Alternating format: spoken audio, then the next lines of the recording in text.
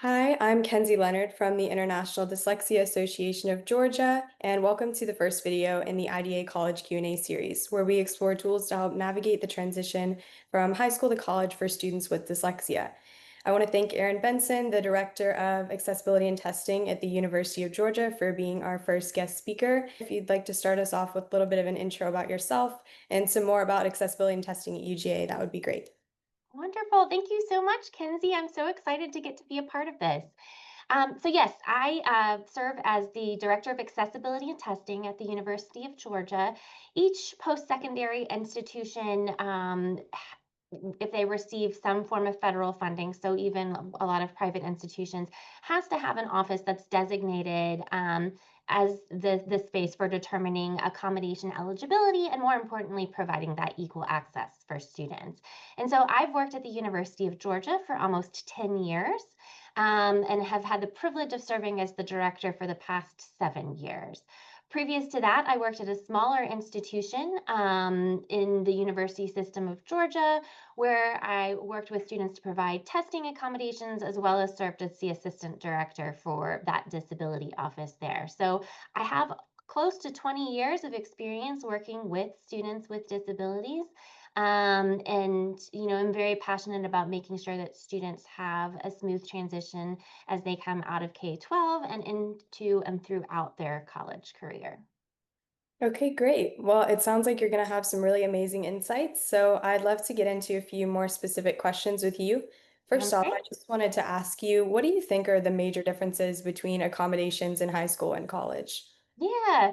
So I think the first and foremost, if we're looking at it through a legal lens, is that the protections are different. So in K-12, you have IDEA, and in 504 of the Rehabilitation Act, and in post-secondary education, we're looking at the Americans with Disabilities Act and Section 504 of the Rehabilitation Act.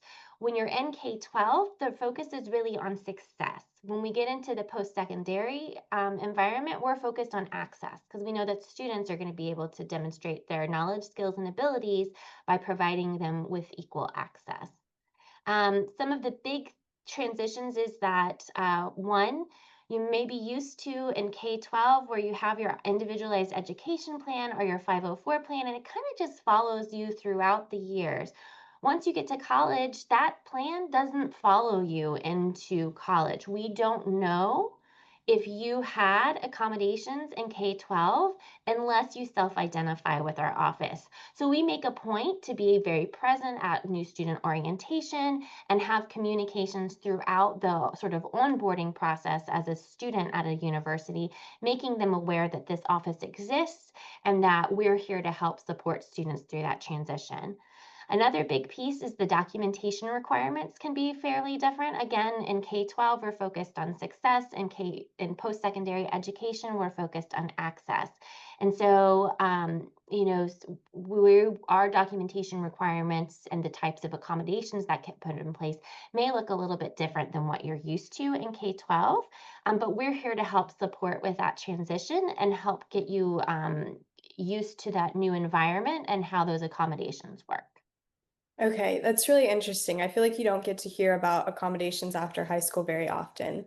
Um, Yeah, so could you walk me through kind of what the process would be like if I was a UGA student trying to apply to get accommodations? yeah, I'd be happy to. So, the first and foremost, we always have an on-call coordinator during our office hours. And so we have someone here that if someone's not sure about the process or, needs help with the application, we always have someone on staff who can assist them with their individualized needs. But the first step would be submitting an application for accommodations. And so basically, it's a online document. We also have a hard copy and have it in different formats based on people's needs. But that kind of collects that initial self-report from the student. So it's asking, what is your diagnosis? When were you diagnosed? What accommodations have you used in the past? So that accommodation history of what was used in K-12 is really helpful. It asks for a brief summary of kind of the impact of the diagnosis in a learning environment. And then just a couple of other sort of just identifying questions. Once that application is completed, then the student also provides documentation from a qualified provider. So typically for a diagnosis of, say, a learning disability in reading or dyslexia, we would be looking for a psychoeducational evaluation. And so that would be something that the student would submit along with that history of accommodations. Again, it's really helpful to know what accommodations a student received in K-12. And so that could be a copy of their most recent individualized education plan or a 504 plan. It could be a copy of the approved accommodations for the ACT or the SAT. So providing that supplemental documentation along with the application is really helpful. If someone doesn't have all the pieces of the documentation that they need or they're not sure, we're always happy to help work with them and either see if the documentation that we currently have would allow us to set them up with, say, provisional accommodations for a semester while we work to get documentation that meets our University System of Georgia documentation guidelines. Or it may be asking some helpful questions to find, oh, yeah, you did have an evaluation. Let's figure out how we can get that from your school. So we take that application, we take that documentation, we review them, and then we assign the student to a coordinator. And that coordinator has a really important role in that they're going to work with the student throughout their time at the university.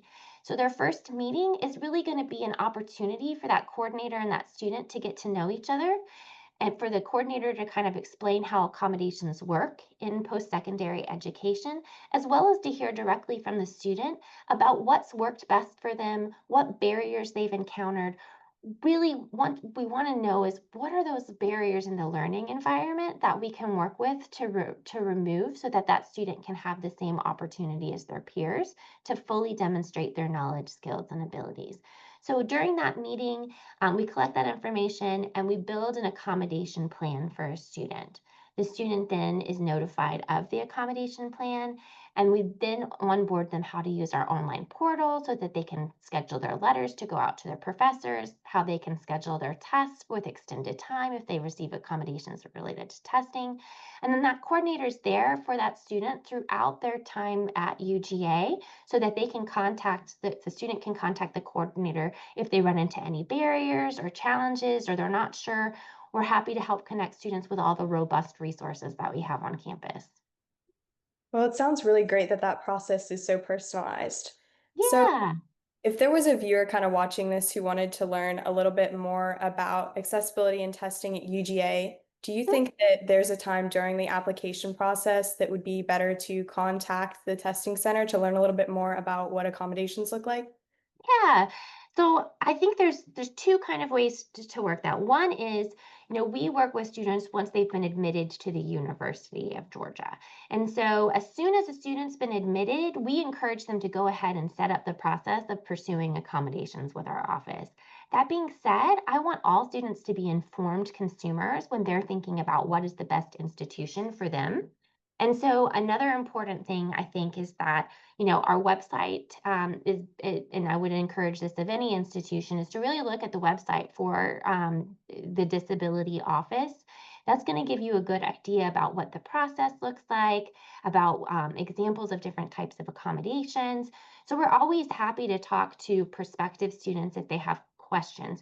We may not be able to guarantee, without going through the process, what specific accommodations a student would be eligible for, but we can certainly talk in generals about the types of accommodations we have, as well as the types of resources that we have. So, for one example, one thing that makes our institution stand out in my mind is that we have several units within our department that are working directly to remediate documents for students. And so, if a student with a learning disability in reading or dyslexia needs their textbook in an alternative format, so perhaps they can use a screen reader and highlight and have it read back to them, we have staff that work individually with that student to make sure that we convert the documents into an accessible format for them that meets their need.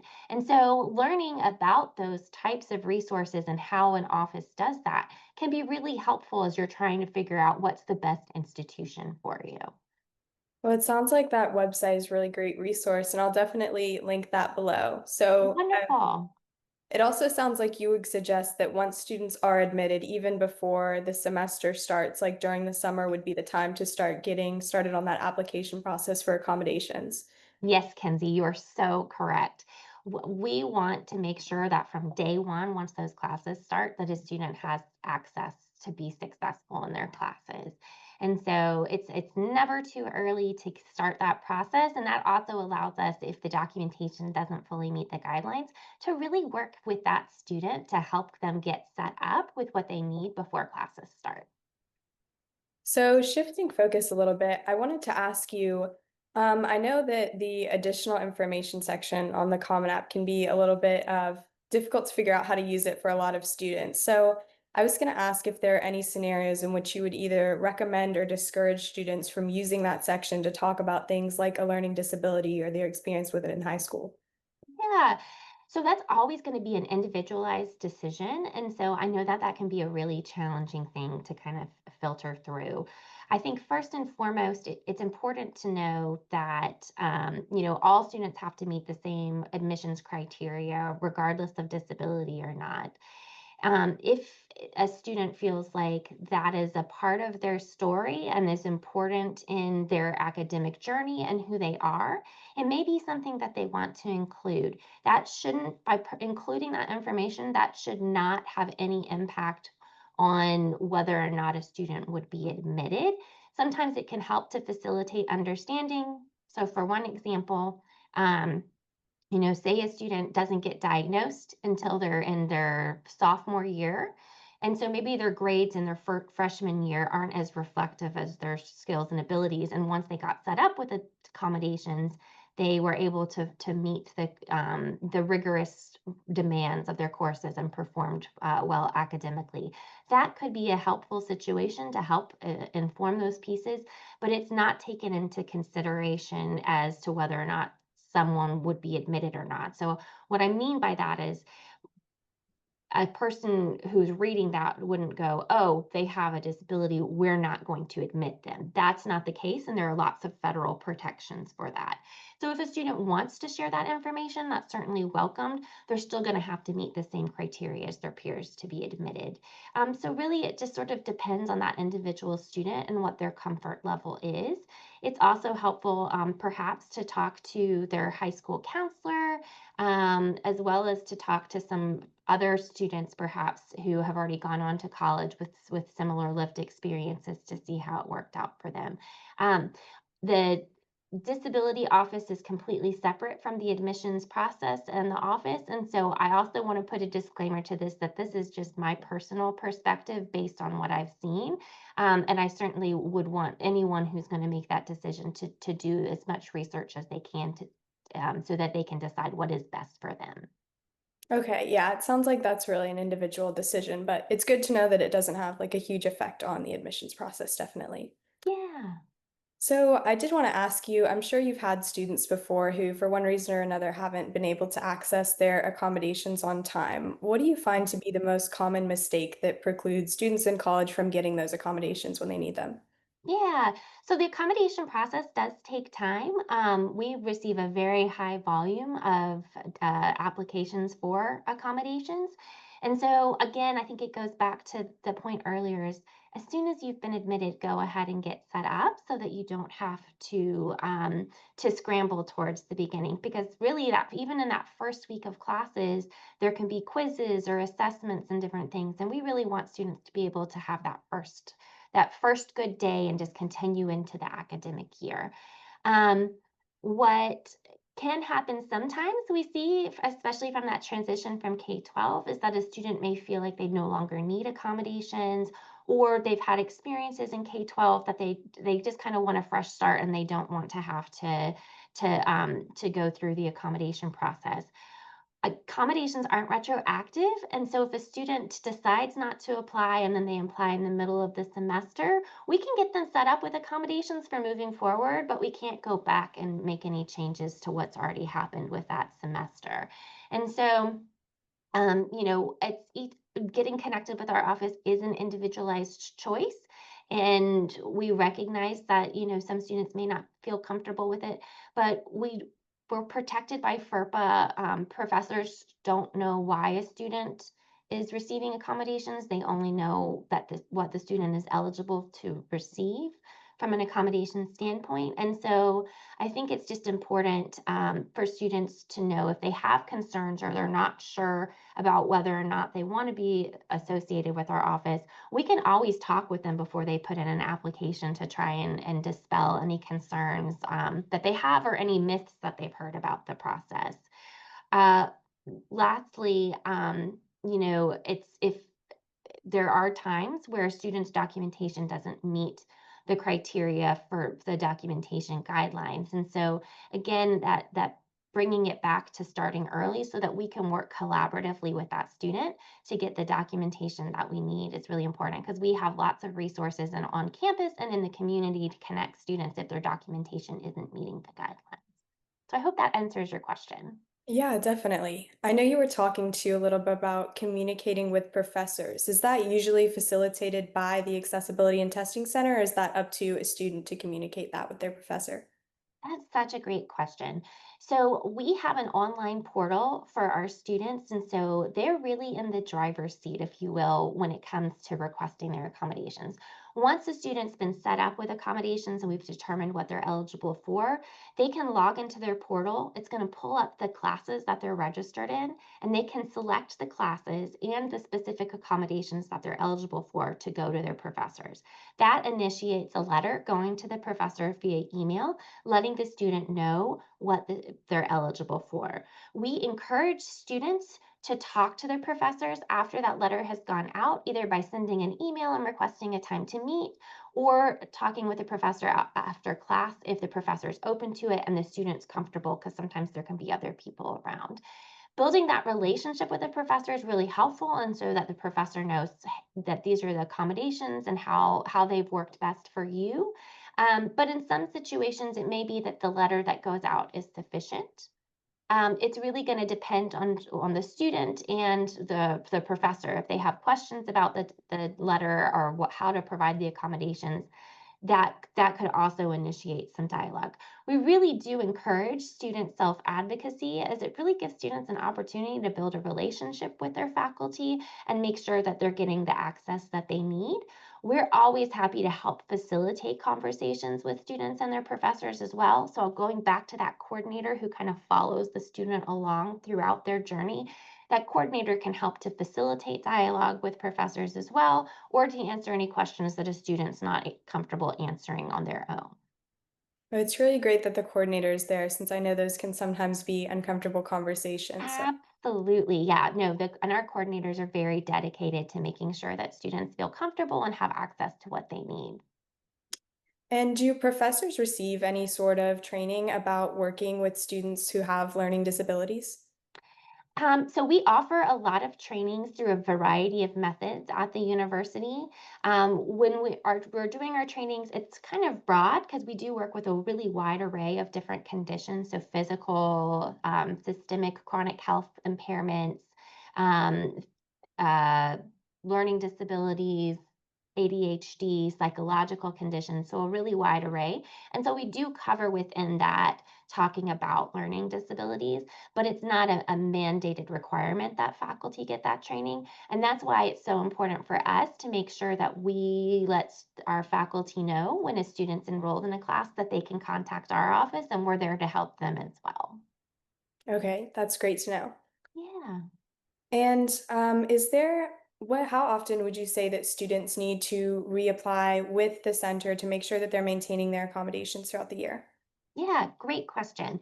So, if the documentation meets the University System of Georgia documentation guidelines and the accommodations that are requested are supported in the documentation and through the interactive process with the student, we would say that that's considered permanent. And so, we wouldn't request any additional documentation during that student's tenure in their program unless the student was requesting an accommodation later on that wasn't supported by the documentation that we had on file. If the student, say, their evaluation was from when they were 5, we don't really have any sort of evidence of cognitive maturity or really any idea about how to best support the student now that they are an adult. And so there can be times where we would work with a student, set them up with interim accommodations, given their history of receiving accommodations in K 12. We would do that for a semester and then help connect the student to the uh, psychologist to get an updated evaluation. If there are financial barriers to that, there's emergency funding that we can provide as well. So we certainly don't want finances to be a barrier to a student being able to get updated documentation. In those cases, we would then take the updated documentation, review it, and if the accommodations that were requested were supported, then we would transition that student from being in an interim status to the permanent status. So it sounds like once you have those solid documents in place, they can last you a pretty long time. Yes, and then really, again, it goes back to that student being in the driver's seat and they have access to their portal. Each semester, they're going to want to go in and select the classes that they're enrolled in and request their letters to go out to their professors. And is there a dedicated office or staff member within the Accessibility and Testing Center geared towards learning disabilities? That's a great question. We have several staff who have extensive knowledge and experience in working with that, but really all of our staff are well qualified to work with students with learning disabilities. Okay. And are students receiving accommodations granted any kind of early registration access or priority scheduling for classes, or is that kind of like a case by case basis? It would be a case by case basis. We would want to make sure that there was an actual barrier to that. So I wouldn't guarantee any specific accommodation without engaging in that process, but we certainly do work with students to make sure that they're able to build their schedules in a way that they're able to receive their accommodations. So sometimes if a student had, for example, extended time on tests, we'd really want to make sure that they're able to schedule their classes where they don't have back to back classes so they're not missing out on that important learning time in their other class. So that's just one example as to when priority registration would be appropriate. And is that something that would probably be communicated through the disability coordinator of that student? Yes, absolutely. Yeah, it would be determined to be a reasonable accommodation. And so that would be put in that student's plan. In terms of other resources, I know this is something that's been really helpful for me in high school. Does UGA have like an on-campus or online writing center for students? Yes, we have robust resources throughout the campus, regardless of disability status, to support students with writing, with tutoring, with just a wide spectrum of supports. And so, again, as students are thinking about that transition and trying to identify what would be a good post secondary educational institution for them, I think it's really important to take a look not just at the disability website but add the resources for all students as well. So, for example, we have academic coaches that can work with students to develop strong study habits or with developing and refining sort of note taking strategies. But yes, a really wide array of resources for students to help them inside the classroom and outside the classroom. Oh, it definitely sounds like something that everyone should look into. The last Absolutely. question I wanted to ask you was a little bit about financial aid. Do you have any financial aid or scholarship options specifically for students with learning disabilities? Yeah, so our office does have scholarships that students can apply for. There's a very set time where we open up the scholarship time period. And so students can apply for those scholarships. And we're actually just in the process right now of notifying the students who are receiving scholarships for the fall.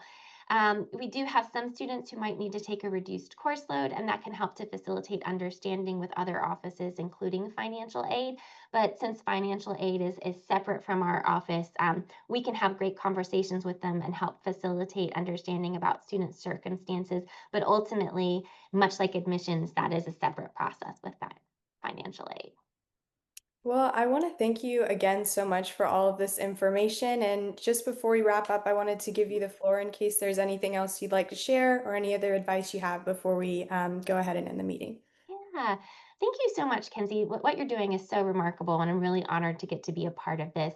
I think one of the biggest things as students are thinking about that transition from K 12 to college is recognizing that you belong here. You've worked really hard. Sometimes we have imposter syndrome, or it can get really kind of scary thinking about whether or not we could qualify to meet the requirements for something. And so what I really encourage students to do is to know that when we're talking about accommodations, we're talking about giving you the opportunity to fully demonstrate your knowledge, skills, and abilities. And so I work with students who are undergraduate, our graduate students. I get to work with our professional school students, so law school, veterinary medicine, pharmacy. Throughout all those spaces, there are students with disabilities who are just succeeding and contributing to, new knowledge in the field. And so please don't sell yourself short. Know that there's a place for you and you have so much to offer. That's definitely some great advice. Thank you again for coming to talk with me, and I've had a really great conversation with you. Awesome. Thank you so much, Kenzie. Thank you.